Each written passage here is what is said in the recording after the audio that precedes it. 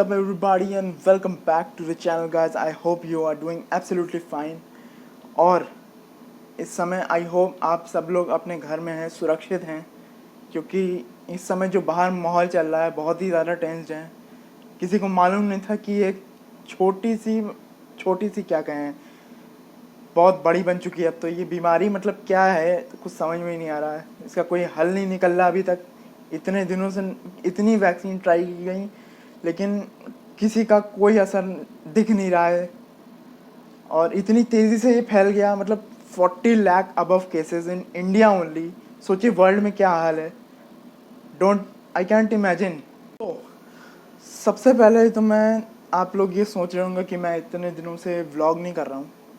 Well उसके एक बहुत बड़ा रीज़न था, एक या दो रीज़न थे, और वो रीज़न मतलब एक बुरा था एक सही था। तो बुरा रीज़न तो क्या ही बताऊँ, थोड़ा पर्सनल है, बट एक मैं हिंट दे देता हूँ। कोरोना से रिलेटेड था, कोरोना की कुछ प्रॉब्लम थी, तो वो तब तो मतलब धीमे धीमे सॉर्ट आउट हो गई। बस भगवान के ऊपर भगवान का आशीर्वाद बना रहे और सब कुछ ऐसे ही चलता रहे। थोड़ी सी प्रॉब्लम थी, वो सॉर्ट आउट हो चुकी है। अब दूसरी बात ये है, दूसरी प्रॉब्लम नहीं थी, उसके लिए मैंने आपको जैसे बताया ही था कि मैं होटल मैनेजमेंट की तैयारी कर रहा था। उसका एक बहुत बड़ा रिज़ल्ट मेरे सामने आया है और वो ये है कि मेरा सिलेक्शन हो चुका है, जिसके लिए मैं इतने दिनों से मतलब कम से कम 1.5 साल से मैं इंतज़ार कर रहा था। और 1.5 साल मतलब क्या, 1 साल ही था, लेकिन वो आधा साल आप जानते ही हैं कोरोना का आ गया।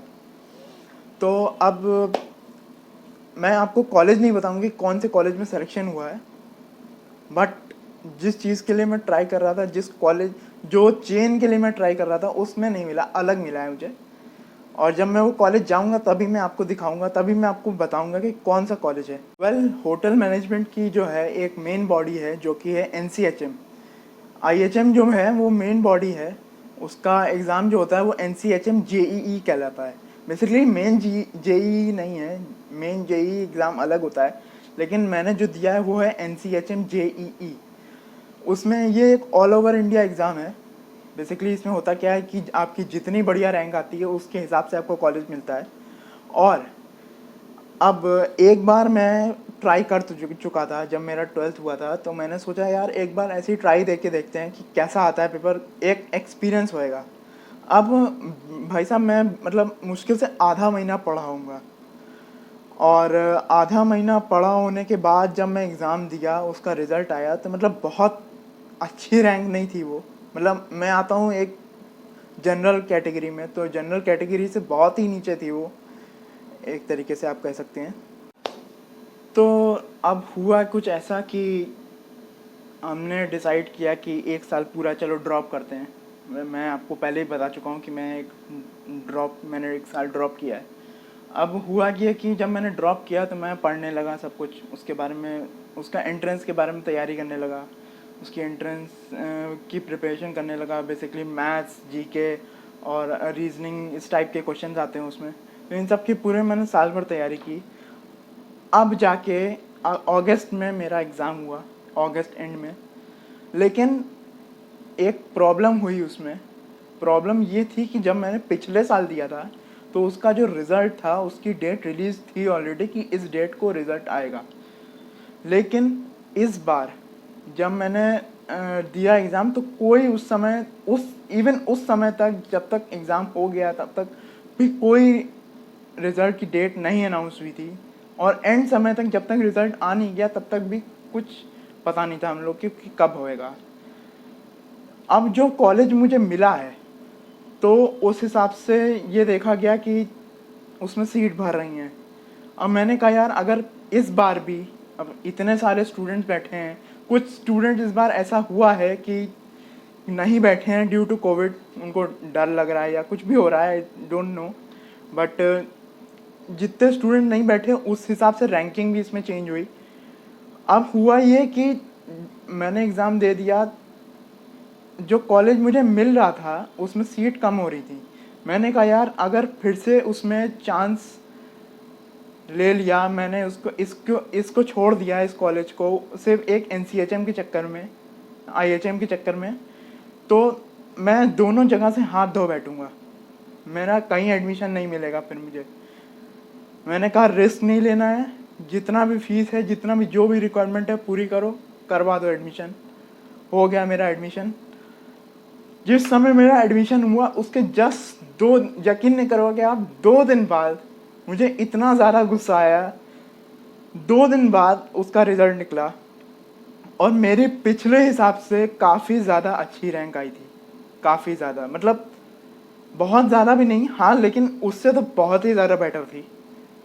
और मुझे कॉलेज भी 2 जगह इंटरनेट पे सर्च करने के अकॉर्डिंग मुझे जो दिख रहा था वो मुझे कुछ ऐसा लगा कि हैदराबाद या गैंगटॉक। अब यार आप लोग बताओ, हैदराबाद या गैंगटॉक जैसी जगह अगर आपको एडमिशन मिल रहा है, डोंट रिलेट टू कोविड, अभी कोविड चल रहा है, अभी तो सिर्फ ऑनलाइन क्लासेस चलेंगी, वो मैं जानता हूँ, लेकिन यार हैदराबाद और गैंगटॉक जैसी जगह अगर आपको इन दोनों में से कहीं भी एडमिशन मिल रहा है तो यार कौन छोड़ सकता है, कौन? कोई, मतलब पागल ही होगा जो छोड़ देगा। आप मुझे पागल कह लो, क्या कह लो, अब जो होना था वो तो हो ही गया है। बट जैसा कि आप जानते हैं, सभी लोग कहते हैं जो होता है अच्छे के लिए होता है। अब मैंने ये डिसाइड किया कि जो मिल रहा है ले लो। अब मुझे मिल गया है, अब मेरा थोड़ा, मतलब मैंने मन बना लिया है कि अब मुझे कहीं नहीं जाना, और वो भी इस स्थिति में जब कोविड चल रहा है, कोई जा भी नहीं पाएगा यार। मतलब अभी तो सब घर पर ही ठीक है, ऑनलाइन क्लासेस चल रहे हैं। और बस बेसिक डिफरेंस उसमें यही है कि मेरा जो कॉलेज मिला है मुझे वो प्राइवेट है, और जो IHM वाला कॉलेज है वो बेसिकली सरकारी है, गवर्नमेंट का है कॉलेज। बस, और आप लोग तो ये समझ ही सकते हो कि गवर्नमेंट कॉलेज और प्राइवेट कॉलेज में ज़मीन आसमान का अंतर होता है। मैं आप लोग से एक और बात कहना चाहता हूँ, स्पेशली उन लोगों से जिनका अभी एग्ज़ाम होने वाला है। यार देखो, डरने की कोई ज़रूरत नहीं है।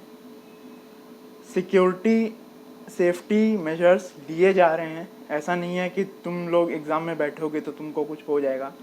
अगर तुम अपनी सेफ्टी खुद से बरत रहे हो, खुद से चीज़ें कर रहे हो, तो तुम्हें कुछ नहीं होगा।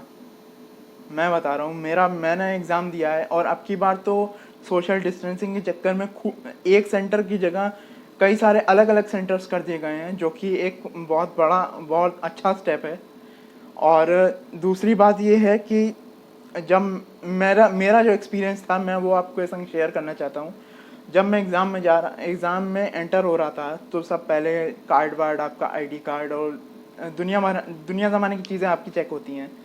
तो सबसे पहले तो हम लोग को एक बाहर वॉश बेसिन था, जहाँ मेरा सेंटर पड़ा था उसके मैं बता रहा हूँ, आप लोग का भी शायद होगा। जहाँ मेरा पड़ा था वहाँ पे पहले बाहर एक वॉश बेसिन था, उसमें सबके हाथ धुलवाए गए। उसके बाद जब हम एंटर किए, लॉबी में थे, तो वहाँ पे एक बार वो टेम्परेचर चेक हुआ। उसके बाद 2 बार आपका हाथ सैनिटाइज कराया गया। फिर आप जब अंदर गए तो आपका एक और बार टेम्परेचर चेक हुआ, क्योंकि जो लोग बाहर खड़े रहते हैं बेसिकली उनका हीट की वजह से थोड़ा भी हो सकता है टेम्परेचर राइज। और जब हम लोग अंदर गए तो वहाँ सबकी टेबल पे एक एक मास्क प्रोवाइड किया गया था, नया, सेफ एंड साउंड, क्लीन एकदम, पैकेट में एकदम सील्ड था वो मास्क। कोई ऐसा नहीं कि गंदा मास्क दे दिया। लेकिन एक चीज़ वो करवाएंगे, आप जो मास्क पहन के आए हो उसको वो लोग उतरवाने को कहेंगे, तो वो आप उतार के अपनी पॉकेट में रख लेना, या अगर फेंकने को कहें तो आप फेंक भी सकते हो। सबसे मेन और इम्पॉर्टेंट बात ये है कि अगर आप कोई भी एग्ज़ाम दे के आ रहे हो, सबसे पहले घर में आओ, हाथ मुंह धो, नहाओ। उसके बाद सबसे पहला काम है जो वो है कि आपको पहले एक गिलास काढ़ा पीना है।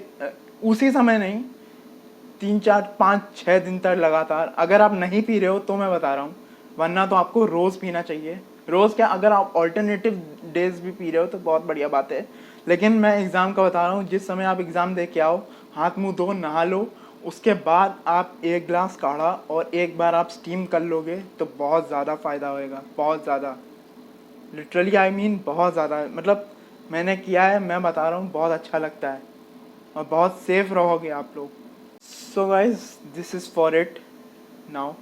और आई होप आप लोग सुरक्षित रहें, सेफ रहें, अपने घरों में रहें, जितना कम से कम हो सकता है बाहर निकलें। मतलब काम के लिए तो आदमी जाएगा ही, लेकिन वैसे ज़्यादा मत निकलिए प्लीज़। आप देख ही रहे हैं क्या स्थिति हो रही है। और ये it is just a simple vlog I have made for you. बस कुछ बातें करनी थी आप लोग से, मन किया, मैंने कहा बहुत दिनों से व्लॉगिंग नहीं हुई है, मैंने कहा कर लेते हैं, अपडेट रहना भी ज़रूरी है।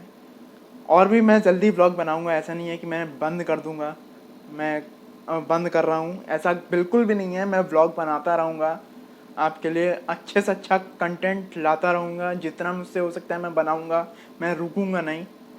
सो with that said, be safe, be at home. मिलते हैं फिर कैसे ऐसे ही किसी व्लॉग में। तब तक के लिए take care and good bye.